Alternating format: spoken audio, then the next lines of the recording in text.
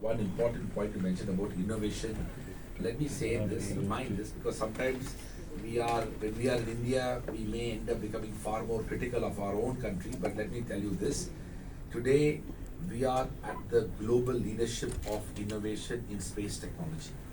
India has had a successful mission to Mars and Moon, and both these missions were successful at the fraction cost.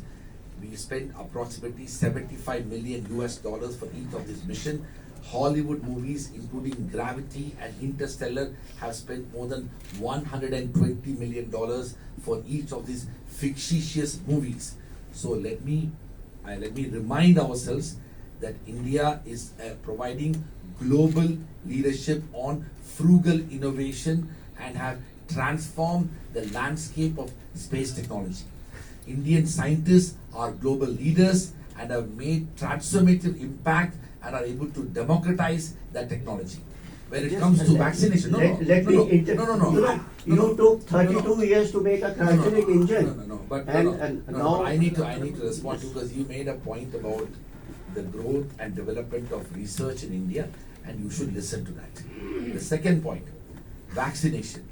When the entire world was facing a global health crisis, not only we provided leadership in the manufacturing of that vaccine, but we didn't stop at it. We vaccinated the entire country, and we provided vaccination for so many developing countries across the world who simply would never have had access to those vaccinations because of intellectual property rights and a strong pharma lobby which will never allow such vaccines to be available for these countries.